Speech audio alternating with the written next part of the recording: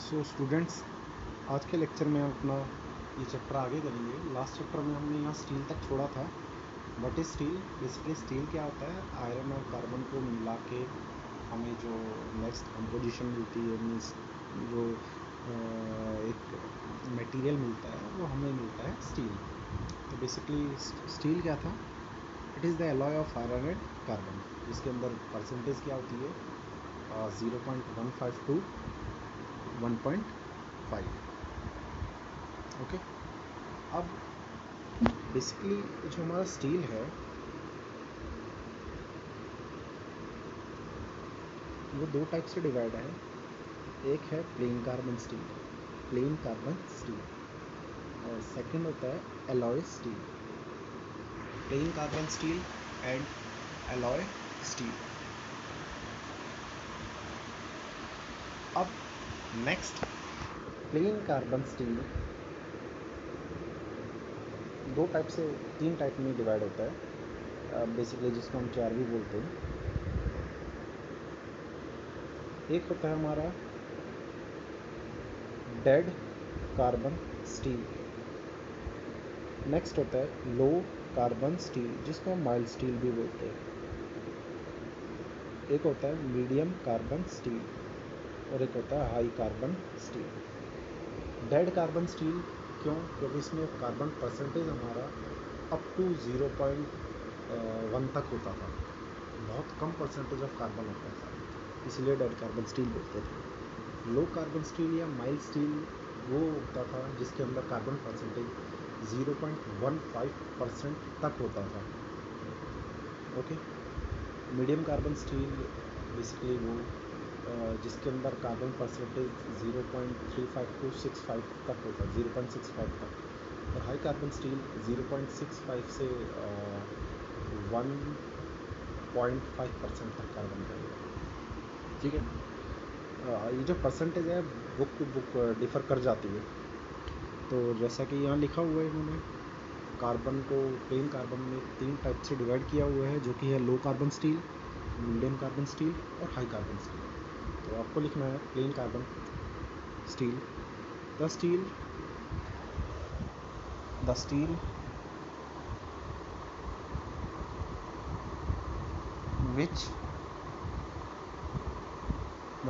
in which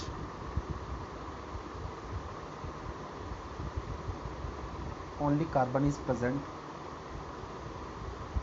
with iron is called plain carbon steel.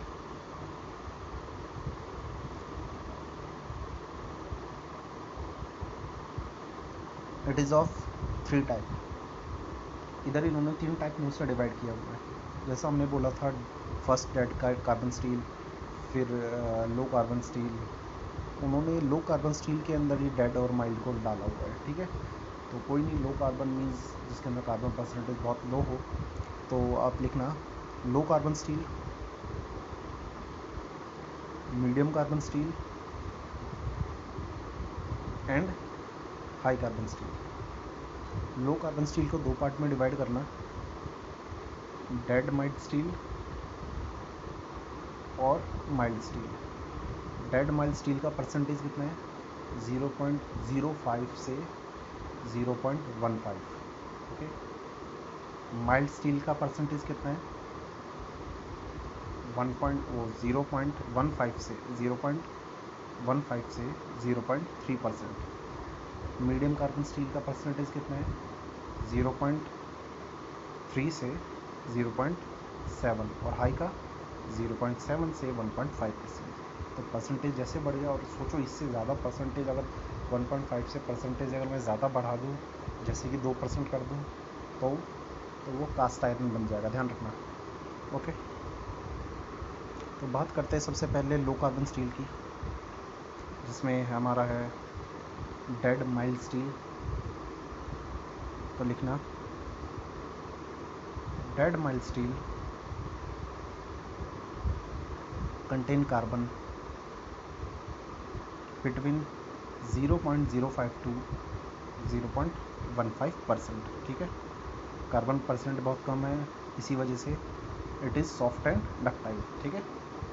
Soft होगा तो machining भी बहुत आराम से होगी, बट ध्यान रखना, सॉफ्ट होने की वजह से मशीनिंग ईजी ज़रूर हो जाती है। बट मान लो मोमबत्ती की अगर हम मशीनिंग करें तो हुआ क्या, जब मशीनिंग करेंगे तो वो बिखरना स्टार्ट हो जाएगी। क्यों? क्योंकि वो बहुत ज़्यादा सॉफ्ट है। तो ध्यान रखना, सॉफ्टनेस की वजह से मशीनिंग अच्छी होती है, बट बहुत ज़्यादा सॉफ्टनेस की वजह से मशीनिंग करना हमारे लिए थोड़ा एक इम्पॉसिबल टास्क हो जाता है। तो लिखना, it can not be machined well, it can not be machined well because it is soft. ठीक है। यूजेस देखिए कहाँ यूज़ करते हैं। It is use for tubes, sheet for deep drawing and steel wire.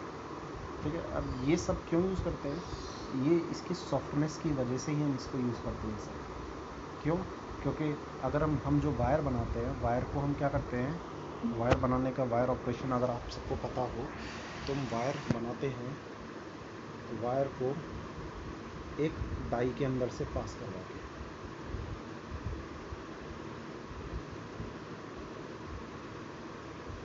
Wire drawing आपको पता होगी। जब मैं इसके अंदर से अगर किसी मेटल को पास करवाऊंगा तो वो मेटल सॉफ्ट होना चाहिए इसके अंदर से पास होने के लिए। अदरवाइज़ अगर वो हार्ड हुआ तो जब मैं यहाँ से फोर्स लगाऊंगा इसको खींचने के लिए तो मेटल क्या हो जाएगा, मेटल ब्रेक हो जाएगा। तो मेटल टूटना नहीं चाहिए, तो इसीलिए हम क्या यूज़ करते हैं, वहाँ ऐसा मेटल यूज़ करते हैं जो सॉफ्ट हो, तो वायर के लिए। उसके बाद शीट भी हमने बनाई है, थिन शीट, क्योंकि मेटल बहुत ज़्यादा सॉफ्ट है तो हम उसकी मशीनिंग नहीं कर सकते, बट उसका हथौड़ा मार के उसको शीट पे तो कन्वर्ट कर ही सकते हैं। ओके, तो आई होप आपने ये लिख लिया वो यूजेस। नेक्स्ट है माइल्ड स्टील। एक तो डेड माइल्ड स्टील था, अब माइल्ड स्टील लिखना, it contain carbon from 0.15 to 0.3%। अब परसेंटेज ऑफ कार्बन थोड़ी बढ़ गई, जिसकी वजह से it is harder and less ductile. किसके रिस्पेक्ट में? डेड माइल्ड स्टील के रिस्पेक्ट में। ओके। अब it has good machining property, it has good machining property.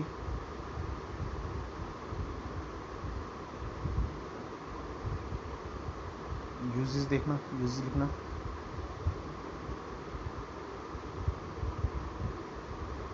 It is used in forging, steel casting, जहाँ स्टील को कास्ट किया जाए, steel से मतलब कास्टिंग प्रोसेस जहाँ हो, वो इन इस माइल्ड स्टील यूज़ की जाता है वहाँ। Camshaft, fan blade. ओके। अगला है आपका मीडियम कार्बन स्टील। तो लिखना, it has carbon content 0.3 to 0.7%। Carbon उससे भी ज़्यादा है तो it is harder, stronger and less ductile than mild steel. अब ज़्यादा हार्ड और डक्टाइल है तो it is difficult to weld and machine. अब यूजेस देखते हैं, यूजेस लिखिए, it is used for making connecting rod,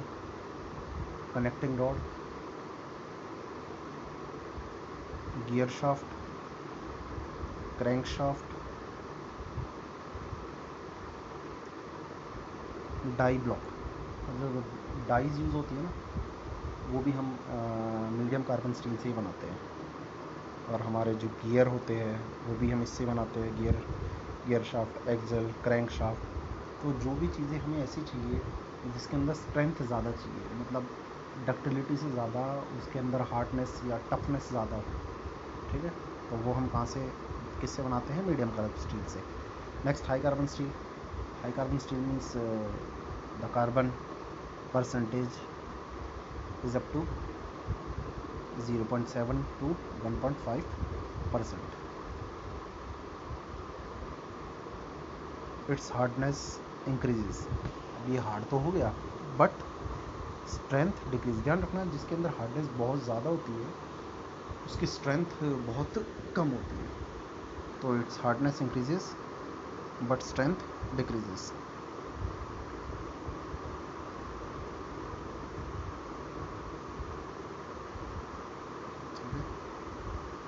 It has less shock resistant steel.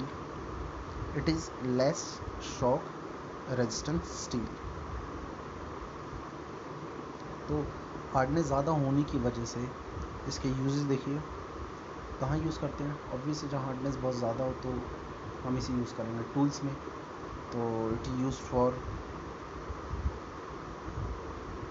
Hand tools, जो भी हथौड़े हो गए, प्लायर्स हो गए, जो भी टूल्स हमें स्ट्रेंथ ज़्यादा चाहिए वहाँ यूज़ करते हैं. Machine part, metal cutting saw, मतलब मेटल आरी जो काटने वाली चाहिए वो हमें इसी से बनाते हैं. उसके बाद ड्रिल, जो ड्रिल होते हैं वो भी हमारे हाई कार्बन स्टील से बनते हैं क्योंकि हमें वहाँ चाहिए स्ट्रेंथ. ओके, तो जहाँ हमें बहुत ज़्यादा स्ट्रेंथ चाहिए हो जैसे कि टूल में, वहाँ हम हाई कार्बन स्टील यूज़ करते हैं.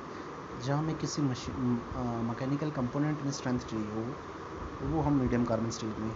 और जहाँ हमें ऐसी चीज़ें चाहिए हो जो शॉक को एब्जॉर्ब करे और जिसके अंदर ज़्यादा हार्डनेस या टफनेस ना चाहिए हो वो माइल्ड स्टील से बनाते हैं.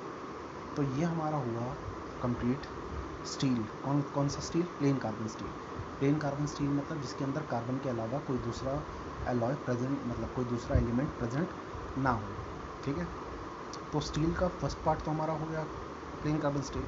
उसके बाद क्या है कि हमें और भी अच्छी मैकेनिकल प्रॉपर्टीज चाहिए. लाइक स्टील हम यूज़ करते हैं बट स्टील के अंदर अब भी जंग लगता है. तो अगर कोई हम ऐसा एलिमेंट डालें जिससे इसकी कोरोजन रेजिस्टेंस प्रॉपर्टी अच्छी या बढ़ जाए तो हम इसके अंदर और भी एलिमेंट, एलॉय एलिमेंट डाल सकते हैं. तो हम नेक्स्ट जो हम पढ़ेंगे वो हमारा है एलॉइंग स्टील. मतलब ऐसा स्टील कार्बन के अलावा भी हम कोई एक्स्ट्रा एलिमेंट उसमें मिला दें. तो पहले मैं आपको कुछ एलिमेंट दिखाता हूँ जिनको डालने से उनकी प्रॉपर्टीज़ के अंदर एनहेंस, मतलब प्रॉपर्टीज़ बढ़ जाती है. तो सबसे पहले आप इसमें लिखिए क्रोमियम. तो देखिए फोर्थ है क्रोमियम. मतलब आपको लिखना है सबसे पहले क्रोमियम.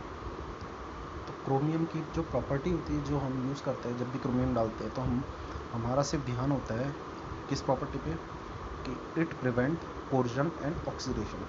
मतलब इसके अंदर कोर्जन रेजिस्टेंस प्रॉपर्टी अच्छी हो, इस पर जंग ना लगे. तो जिसके अंदर हम क्रोमियम डालते हैं वो इसलिए डालते हैं ताकि उसके अंदर जंग लगने की प्रॉपर्टी, जंग ना लगने की प्रॉपर्टी बढ़ जाए.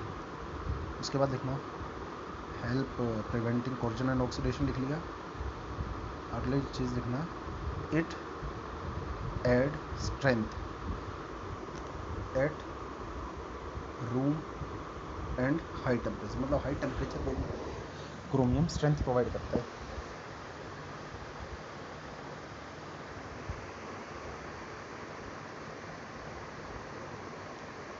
नेक्स्ट लिखना टंगस्टन. टंगस्टन डाल के हम क्या करते हैं, increase hardness and also red hot hardness.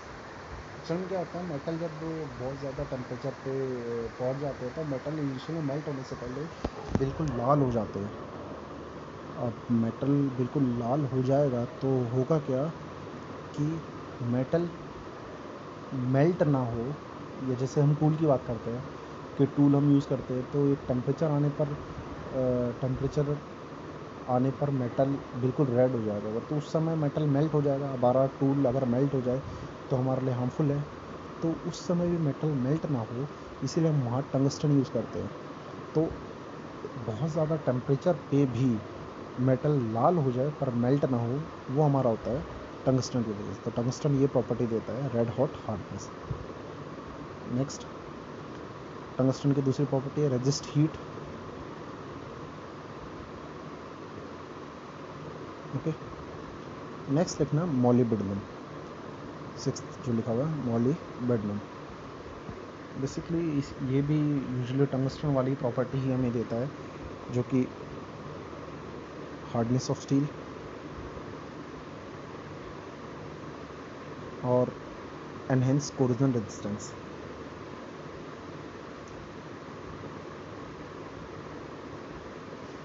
Okay, next लिखना वेनेडियम। वेनेडियम को मिलाने से क्या फ़ायदा होता है? Increase hardness,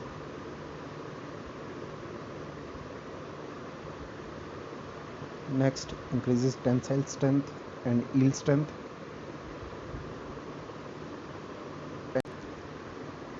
increase tensile strength and yield strength and increase resilience. Resilience का मतलब होता है कि जब इस पर फोर्स लगे तो फोर्स को, ये झटके को एब्जॉर्ब कर ले, उसके शॉक को एब्जॉर्ब कर ले। इसीलिए वेनेडियम हम यूजुअली टूल्स में यूज़ करते हैं, क्योंकि जब हमारे टूल्स जो मशीनिंग में यूज़ होता है उस पर शॉक बहुत ज़्यादा लगता है, तो वो शॉक को एब्जॉर्ब कर ले। ठीक है,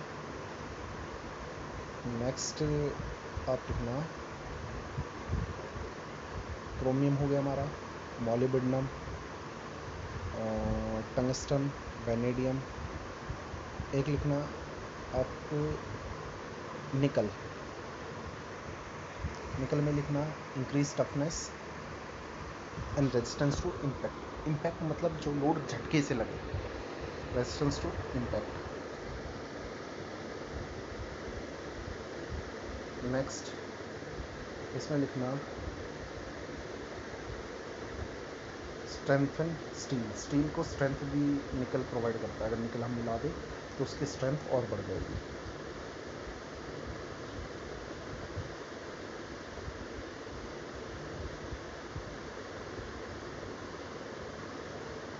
okay, next impart corrosion and heat resistance. Usually ये कोरोजन प्रॉपर्टी को, जैसे क्रोमियम बढ़ाता है ऐसे ही निकल की मदद से भी हम कोरोजन प्रॉपर्टी को बढ़ाने, रेजिस्टेंस प्रॉपर्टी को बढ़ाने में मदद करता है।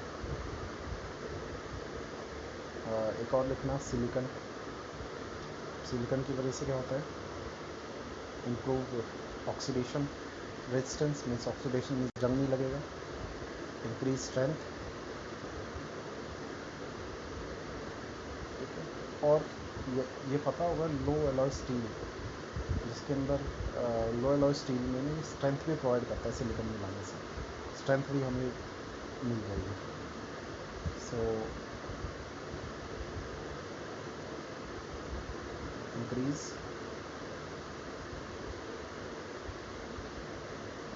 स्ट्रेंथ। तो ये है कम से कम जो आपको याद होना चाहिए। तो जैसे कि मैं अगर पूछूँ कि क्रोमियम यूजुअली कहाँ यूज़ करता है? जंग लगने से बचने के लिए। ठीक है, अगर मैं पूछूँ टंगस्टन रेड हॉट हार्डनेस देता है, ज़्यादा टेम्परेचर पर मेल्ट नहीं होगी, क्योंकि टंगस्टन का खुद का टेम्परेचर ही हमारा बहुत ज़्यादा होता है। तो इसका टेम्परेचर लगभग है 4300 डिग्री सेल्सियस। तो इतना ज़्यादा, आपका जो आयरन था वो भी 1539 डिग्री सेल्सियस पे मोल्टन स्टेट में आ गया था, और टंगस्टन का मेल्टिंग पॉइंट 4300। अगर हम बात करें मॉलिब्डेनम की, तो मॉलिब्डेनम क्या करता है? उसे हार्डनेस देता है, कोटिंग रेजिस्टेंस की। उसके बाद अगर हम निकल की बात करें, तो निकल का जब भी आए तो कोरोजन रेजिस्टेंस और टफनेस। ओके, सो ये थे आपके एलॉयिक एलिमेंट।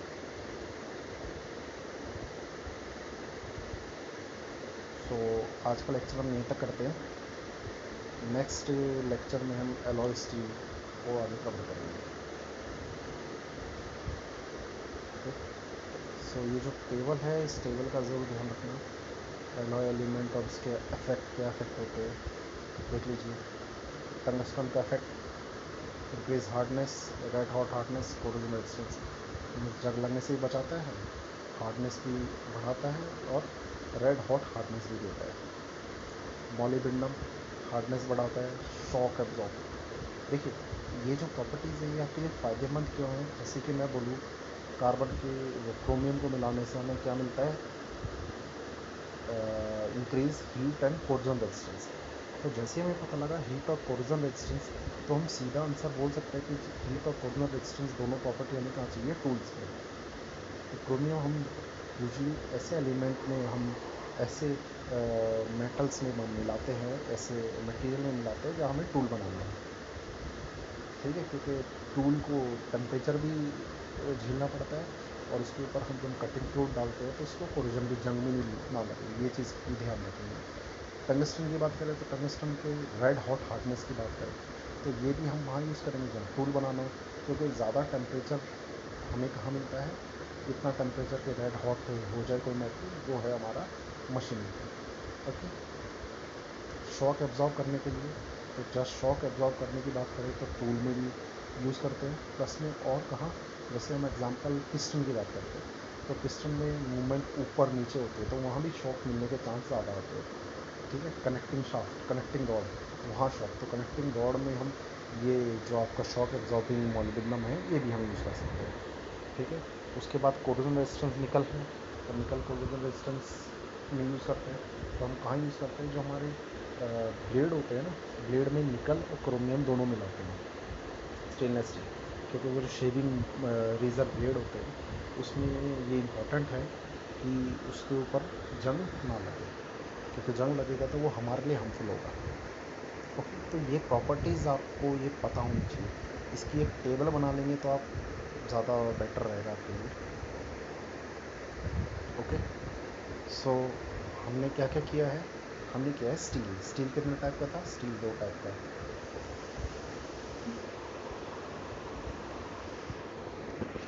स्टील कितने टाइप का है, स्टील 2 टाइप का है, एक अलॉय स्टील और प्लेन कार्बन स्टील।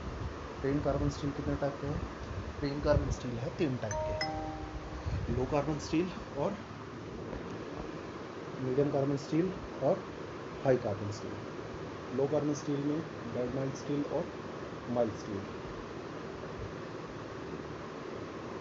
ठीक है। तो आज का लेक्चर हम फिर यहाँ का कंप्लीट करते हैं, और आप इसके नोट्स बनाइए, और कोई प्रॉब्लम हो तो आप मुझसे पूछ सकते हैं।